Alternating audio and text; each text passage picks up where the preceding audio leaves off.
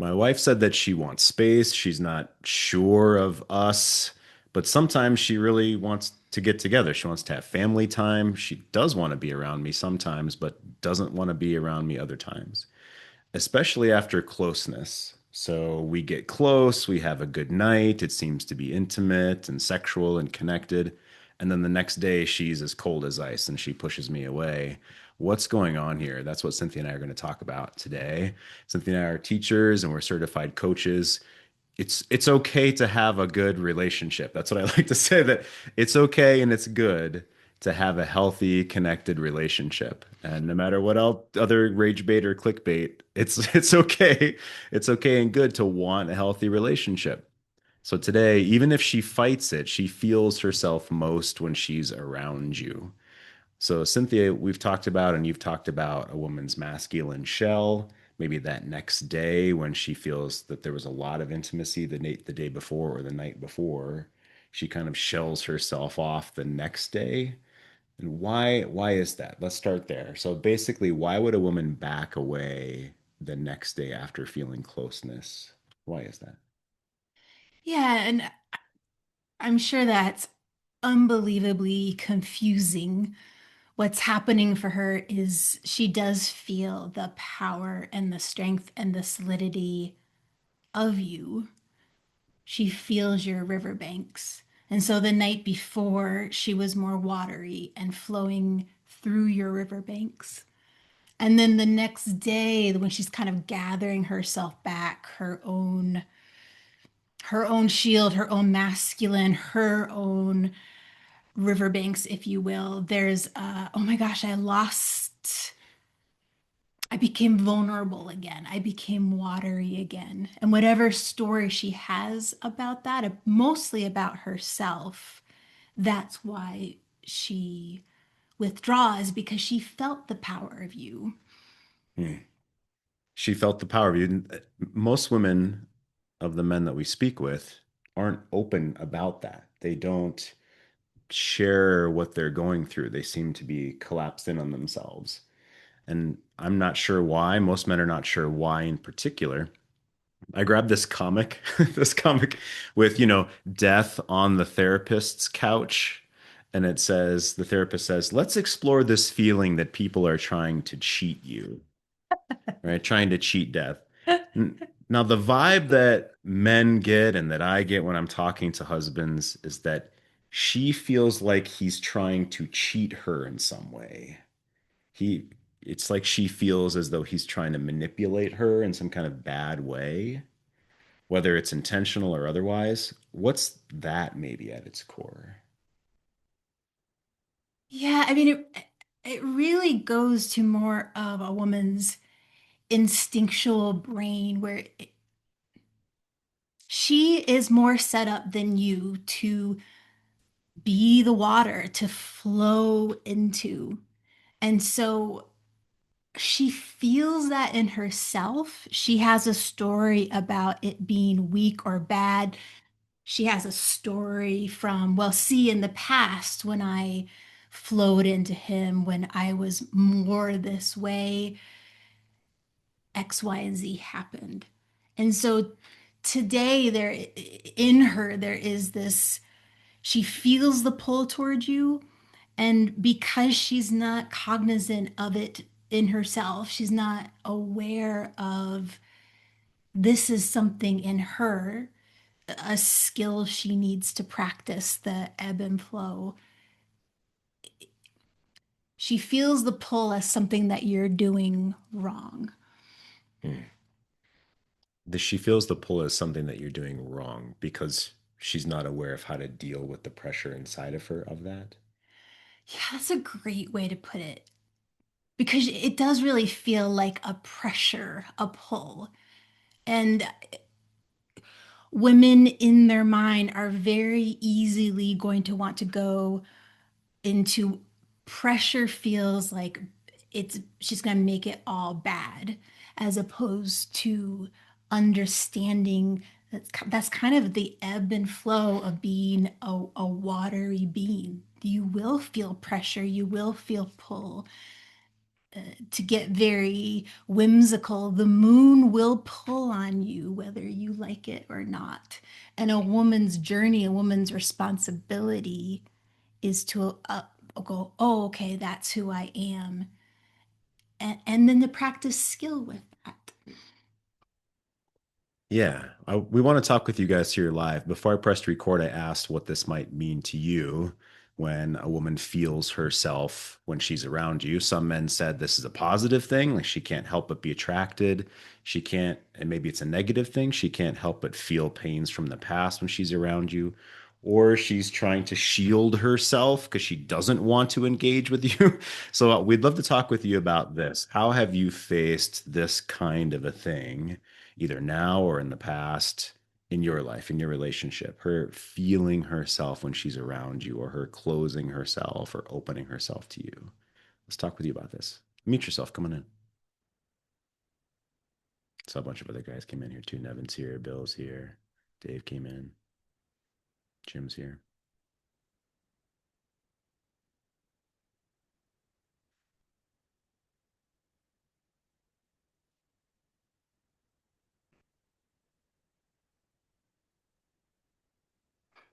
Okay, I don't like dead space, so I'll chime in.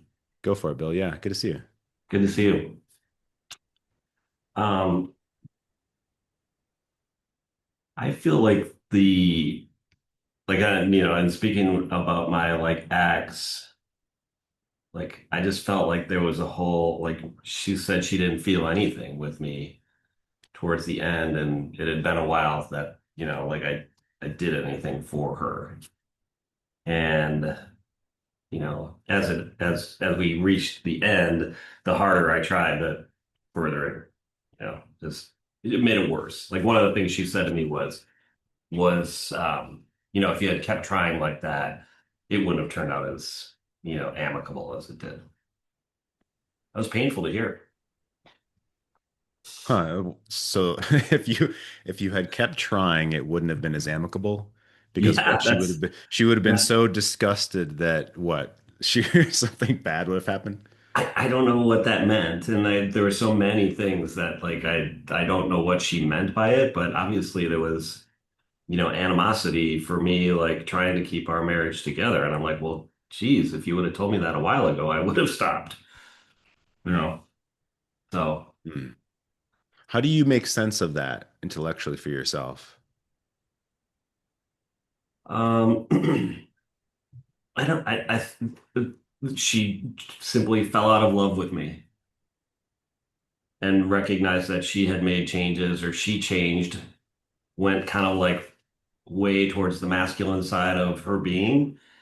And it was no longer compatible to have me as her, you know, spouse.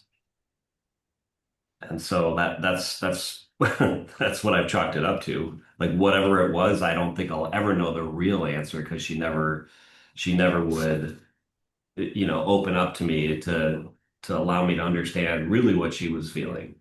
And to this day, it's kind of a mystery. Like I really don't know what she was feeling or if she felt anything.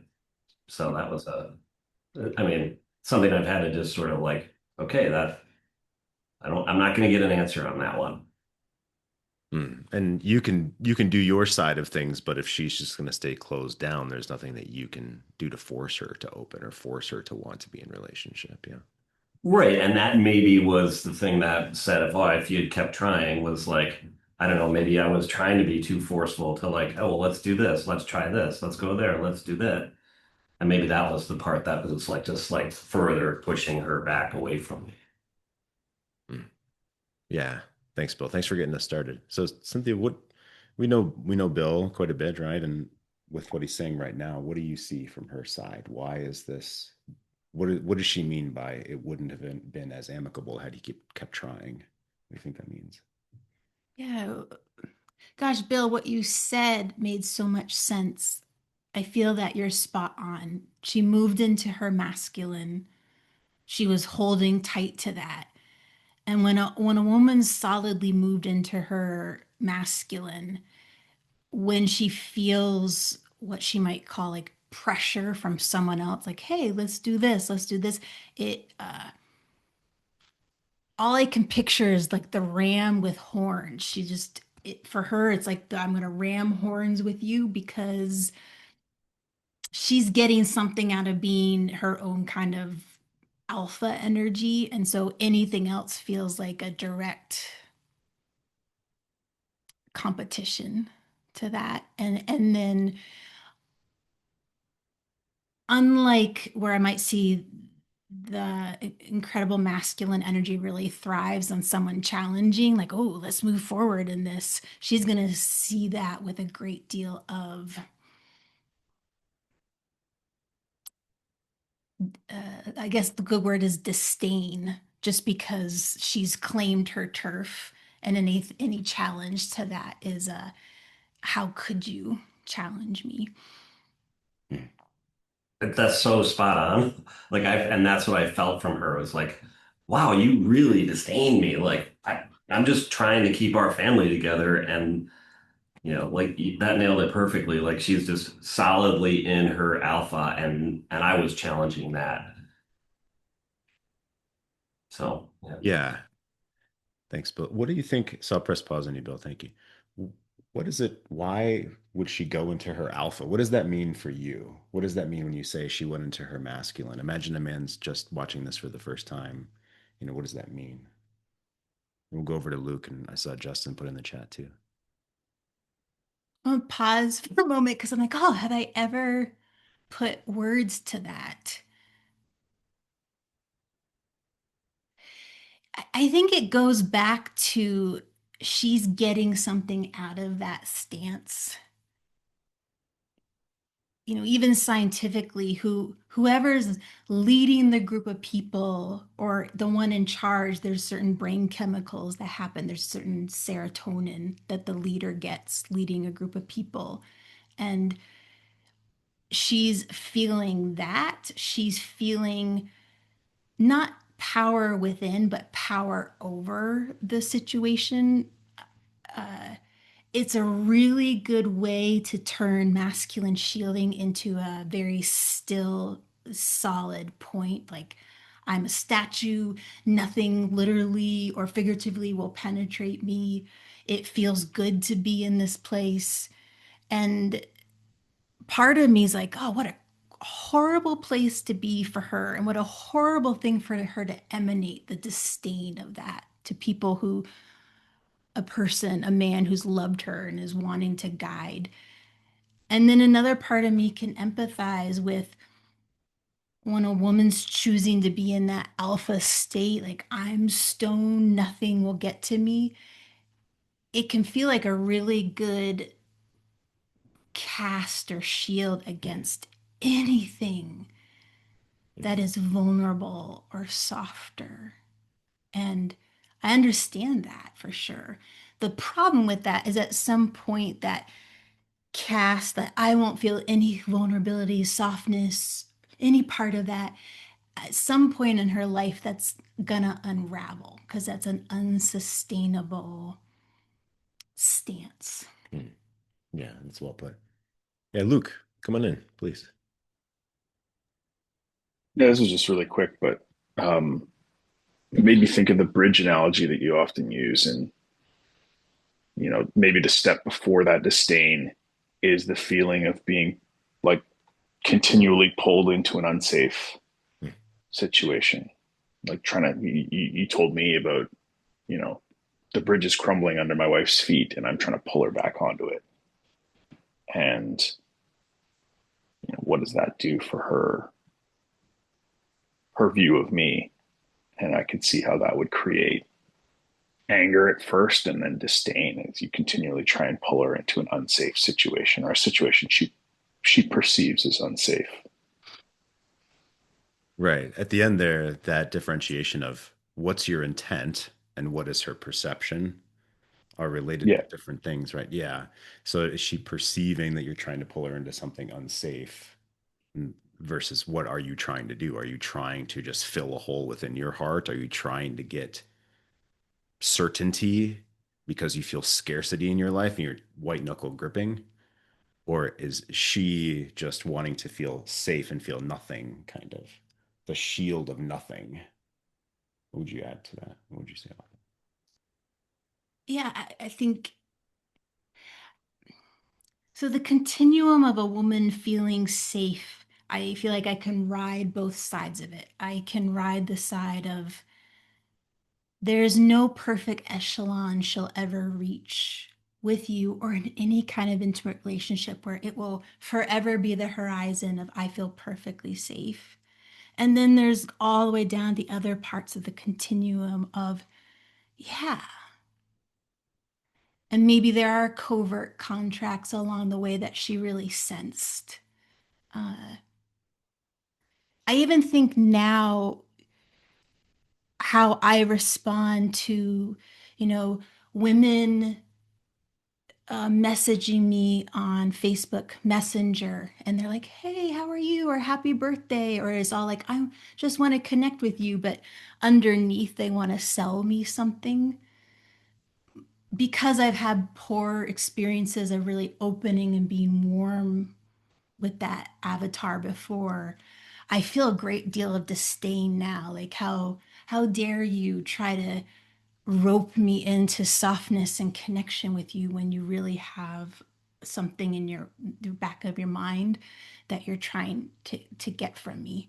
And it's not a very mature, embodied woman response, but I definitely feel that part of me that wants to become the stone. And I feel like I have to be stony just to be like, don't even try it? it. Yeah, that's actually a fantastic example. That's a really good example. Yeah. Thanks for jumping in, Luke. Justin wrote in the chat, I'm under the impression that that's where my wife is currently, is that she's very strong love and feelings for me, but she's afraid and I won't be able to handle the physical and emotional changes she's facing as she goes into menopause. So she's attacking my frame like a fucking velociraptor. I don't think I've heard those words in the same sentence before. That's menopause and velociraptor, although probably, I mean, that makes sense. Yeah. Okay. So, Justin, what would you add to that of your role in things right now where you are? How will you handle her velociraptorness right now? Well, the Velociraptor just tests the fence line for weaknesses, Uh, so it's not necessarily an aggressive attack. It's just like, is this a weak point? Is this a weak point? Oh, there's a weak point. Let's take that out. So where I'm at currently is, I had moments of weakness, where I got needy and was kind of focusing on being physically intimate and, showing my disappointments, and not reciprocating my advances or getting rejected, and that's kind of where things fell apart for me. And I think she backtracked and was just like, I'm not feeling like I want to be physically intimate with you because I can't trust you. I thought you told me you were at a certain place and you weren't there. You're still the same, basically kind of fuck up, you know? So, that's what I'm dealing with, but I'm also picking up on subtle hints of her fears of like, she said to me, like, I don't know if you can handle 2 months of me not wanting to be sexual with you, but she's never asked me if I would be, and we haven't had like an open conversation about it. It's just just kind of throws it at me. And that's why I say it's kind of like a velociraptor attacking the fence line. Yeah, that's well put. And I want to ask Cynthia about that. I fucking love you guys in the chat. Guys are making jokes in the chat and shit over here. I love it. We'll circle around to Jeff and okay. I love that Velociraptor. She's testing the fence line. She's not voraciously attacking any one particular spot randomly. It's kind of testing and then going at it if there's a weakness there. Or if there's blood in the water, then the shark attack comes, as we've said at other times. Uh, with Justin in particular, there's a lot of power dynamics seemingly happening. So we talk about, and Cynthia referenced earlier, the power over, so the over functioner versus under functioner, this unhealthy dynamic, a systems dynamic in a relationship or in a family. And that frame of power, of feeling good. With Justin in particular, it seems as though she's very quick to say anything that she sees him doing wrong or that he needs to fix, but there's no discussion on her side of how she's coming to the partnership or how she's been involved in that dynamic or anything like this. And so that's confusing and it's very common. In fact, there's an email I got recently from another man who they've been separated for about 3 months, 4 months, and she circled back around and then fully, a couple weeks ago, fully wanted to be back with him, flirting, texting, talking about moving back in together, talking about telling the kids they're going to move back in together. And then he sent me this email. It's been maybe a week ago now. He wrote, "This is a text I got from my wife last night after our group. She said, I wanted to send you a text. I don't want you to think I've changed my mind, but I do think we need to pump the brakes some. I'm not ready to be talking all day, every day." Her words, right? "I don't want to operate off of panic." He never thought that this was panic. She's the one that's been leading all this engagement, and now she's calling it panic. "I still have stuff I'm figuring out, and I'm not ready to be acting like we were." And he responded, "I get that. I had a feeling things were going too fast. That's why I let you be today. I don't want you to be uncomfortable. I enjoyed talking with you like that again. I'm sorry if it felt rushed or panicked. I'm sure of what I want." And then she replied, "Would I like to open the line of communication? Yes.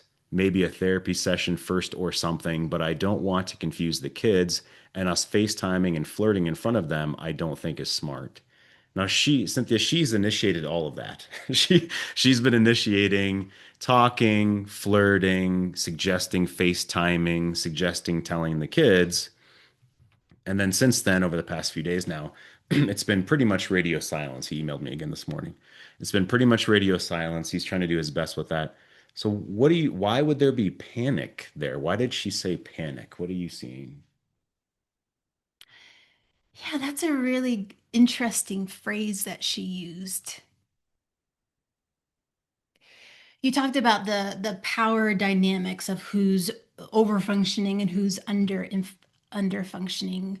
Often a woman who's over functioning is not being humble enough or has no awareness of the stories that are living inside of her and how her emotions belong to her. So that makes me think that she panicked or she felt that without much awareness of herself and then projected it onto the situation. And why does that happen? Well, it is so easy over text and through a screen to say certain words and be certain things. And then that's kind of a comfort zone and it's easy and it's actually pretty level one intimacy. And then when she feels that, oh, this is real, this is level two, level three intimacy, that's when her reaction happens. Yeah, so let me ask you guys, how do you handle this now? So those of you that have been around quite a while, a lot of you have been here with us for years, which is phenomenal, right? Doing this practice, doing this work, and it's a continual practice. How do you now handle a woman when she feels some kind of way, or she's backing away, or she's shielding herself? How do you think about that now differently than you did in the past? Love for a couple of guys to talk about that with us. Unmute yourself, coming in. Acceptance. Say again, Jeff. Just acceptance. Acceptance. Just not rushing in to be the fixer. Just, oh yeah, I see how you got there. It often the majority of my practice now is with my teenage daughter. And sometimes it pisses her off. Like, oh yeah, that sounds really frustrating. And her response sometimes will be, well, would you fucking help? Well, I thought I was. But, would you like a piece of advice? Yeah, right. If you rushed in trying to help, it'd be different. But Yeah. Well, why don't you this? Why don't you that? Why don't you hear that dad is trying to prove what you're feeling, what you're saying is wrong? I don't do that anymore. Hmm. It's just, oh, I just try to get where she's at. Hmm. Yeah, that's awesome. Thanks, Jeff. I appreciate it. Let's have another man at least come in. At least one more guy. How do you handle this now? When she's feeling some kind of way, what do you walk yourself through? How do you take care of this for your own self? I'd I'll say, hop. oh, go ahead. Yeah, Bear, and then we'll go Bear and then Dan, please.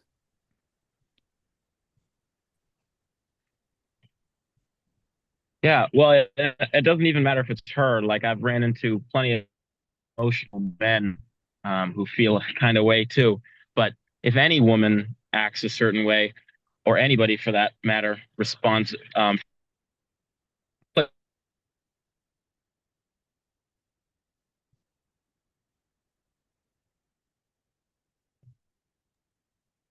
So Bear, you're kind of freezing. Let's see if you come back here.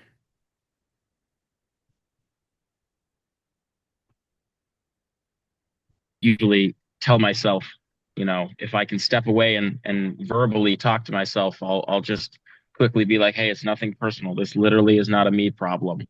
Um, and from there, there's a whole variety of things to do from there. But that's always my number one is I have to stop and make sure I don't take it personally because it's not personal. Yeah, absolutely. That's a great start. I appreciate it, Barry. And you said even with men, like not just women, but anyone. Yeah. Doesn't matter who. Yeah. Yeah. Cool. Thanks for jumping in. I mean, Cynthia, I think it was Cynthia who just said, her emotions are hers. Like, the woman has to realize that her emotions are her own. And like that's so if you know that, then it's that much easier for you to take a big breath of air and at least chuckle to yourself, even if it's not a low pressure situation. Yeah, exactly. That's well put. Very cool. Thanks, Bear. Yeah, Dan, please. How do you handle this now? Yeah, I'd say my ex-wife and I, we were married for 20 years, but we had been together for probably about 27. I mean, date back to high school. And we got to a point, unfortunately, in our marriage where her judgment of me had way too much weight on how I thought of myself and how I thought of our relationship. And that's a terrible position to be in, especially when you are a worthless piece of shit. At least that's what you're being told regularly. Um, Coming out of it, coming through separation, and now a couple of years from the divorce, like Barry was saying, you come to realize that these are her feelings; they're not mine, and I'm responsible for my actions, my words, my behavior. That's true, but I'm not responsible for how somebody else feels. Um, and I'd say when I do run, whether it's my current girlfriend or my daughters, into one of these situations, I'm wise enough now just to take a deep breath and feel like I don't have to defend myself immediately. That I could take a deep breath, kind of understand what's going on here, what's behind this. Is this really about me or is this about something else? And then focus that time on choosing my words well, if I choose to respond at all. Um, I felt like in my marriage, I was constantly having to respond to things that really did not need for me to be responsible for responding to. And I think that's probably a mistake for a lot of men is, we get in this kind of almost caretaker position, especially when the relationship isn't doing well, trying to hold things together. And we lose really a sense of who we are, and what's Yeah, important to us. yeah, yeah, Dan. I mean, when your wife is looking at you, asking you questions, putting you in this frame or this bookend of it's your fault, what are you going to do to fix it? Like Jeff's teenage daughter, maybe. Like, I'm asking you a question. This is your fault. How the hell would you know to step back from that or slow down or maybe not answer the question? How the hell would you know that? Or how are you okay practicing that now? the you from the past versus the you now. How did you unhook the trailer of that, Dan? I think I don't think the trailer has been unhooked, but I think there's enough separation there now where I know to just take a pause. I don't have to act, say, or do something right now. And I can go outside for a walk and think about it. Hmm. Um, there is no time limit, If it's a difficult conversation, it's okay to say, listen, I'm not sure how I feel about this right now. Let me think about it and I'll get back to you. It's okay.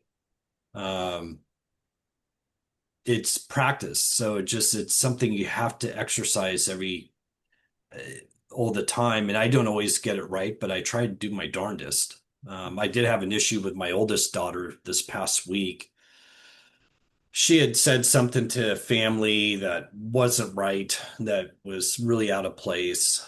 I gave it 24 hours, kind of mulling it over on the right thing to say to her. And at the end of the day, even though I was frustrated, I'm glad I stepped away because I think the message that I delivered to her was much more impactful. As a result, instead of it being emotional, it was more logical. Um, and I didn't have any emotion tied to it. It's like, here it is. What are you going to do about this? What was it you're expecting to come from this? And kind of put it back on her. It's not my problem. It's not the rest of the family's problem. This is your drama that you created. Um, so I think just kind of having that confidence that unfortunately got lost during the course of a marriage, but trying to regain it as each day goes by. Yeah. Yeah. The minutia of how to do that day to day is like you're living it. And I love that. Absolutely. Yeah, Dan, appreciate it. Good to see you. What are you seeing? What are you seeing in how these men are responding? How does it feel for you in your body, in your feminine body, when men say, well, I can slow down? And they have a little smile on their face. I can slow down. It's not an emergency. I don't have to respond right away. She can say what she wants to say. She can be upset. What does that do for you? Yeah, it feels so powerful. And I loved what you said, Dan, about, oh, this is her drama that she's created. Gosh, as much as I would say the feminine wants the emotional drama, the rise and fall, it helps her feel herself, even at times. It feels awful and she feels unsafe to herself. And the gift that if it's a daughter or a partner or a wife gets to feel in you in that solidity, that pause in the moment, even the stillness you have with that moment, it actually reaches her body on a chemical plane that no matter the storm that's swirling around her, it is okay. She's okay because the warrior, the king in front of her, the father in front of her is not freaking out with her drama, which kind of tells her brain, yeah, this is really, really bad. She gets to feel a much more peaceful place. And that's such a calming, safe feeling for her, even if in the moment she's not saying, oh, I feel so safe around you. Or even if she continues to have an argument or continues to try to stir the pot, she gets to feel safety in your stillness and your skill with that. That's a part of our topic today, that she feels you most when she's around you, even if she fights it. Is that, what would you add to that? Yeah, I mean, I say that as she feels the safety in your presence. She also feels, a lot of time because women are watery, she's kind of got to gush. It's an interesting word. Got to feel out into the world to know even where she stands on something. Feel out into the world to even know that her emotions are real. And that's a really powerful, wonderful thing about women. And to do that for herself is a really next high level skill. So if she gets to push out against you and feel your solidity, it's like, oh, she gets that feedback loop of this is where I am. Even if it's not a even if it's not a positive thing, it's like a negative, like, oh, I'm so angry. She still gets to feel that because it's a back and forth reflection bumper for her. Yeah, that's great. That could be a topic for a whole nother time, a whole nother call. Because men don't naturally operate that way when we're feeling good about ourselves. We're not naturally going out and saying, let me give you all of my stuff and let me then take it back to see how I feel. When we're feeling solid in ourselves, it's mostly, okay, I'm going to go hunt the buffalo today and bring home the trophy. I want to go kick some ass, or I want to protect my family, or I want to serve and give. But it's not in a desire to then feel, well, what does that mean about me? And so say one more thing about that, and then we'll move to our takeaways for today. Yeah, and even just hearing you say that from the masculine, I'm like, oh, no wonder the shadow side of feminine comes off so selfishly, because you're right. It is all about how does this then make me feel. The light side of that is she's constantly taking in information from her surroundings and wanting to mesh herself with her surroundings, mesh herself in connection, have a spiderweb line of from you to her, from you to her. And that's what feminine love is about. And so it is part of the same spectrum, it is part of the same scale. And that's why a woman can learn so much more about being with a man like you in relationship, about being in a place of love and intimacy because of that experience with you than she can all on her own. Even though some women choose, like, oh, if I just stay insular and over here and boarded up, somehow life will feel easier. I'll be less vulnerable. And gosh, I gotta squash this line I have with the world out of me. Yeah. Well, that's what you and I teach, is what we teach, is how to build a great life and invite her into something different, and how to invite her into something new.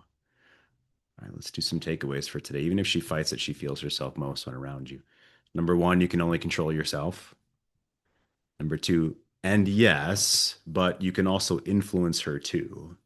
And how to influence her are things we talk about here every day, every week, every month. That is what Cynthia and I love to talk about, is how can we influence each other in a positive way? How can we build a fantastic relationship with mission and purpose and connection?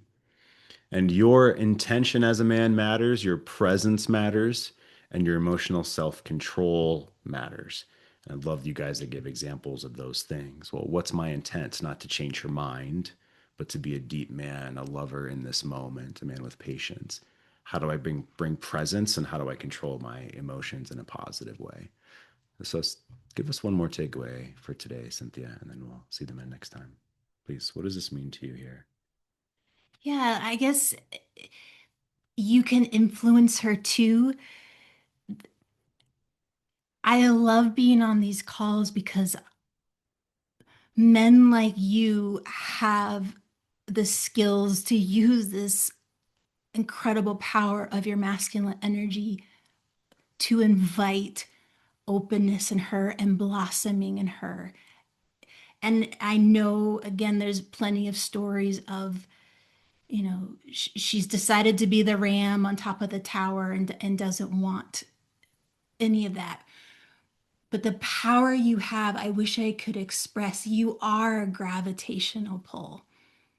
And it is so powerful in a woman's body. And the pulling away from you is a deep expression of knowing how powerful you are, how much influence you have. And sitting here, it's like being in the forest of redwood trees and feeling the pull of that, the influence you have, and the stillness you have, and the wisdom and the depth.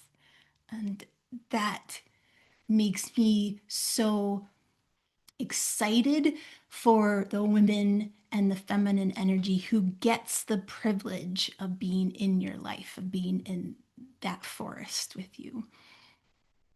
Awesome. Very cool. If you guys have questions, reach out to us. Okay. Good to see you. We'll see you next time. Love seeing you guys. Thanks, Cynthia.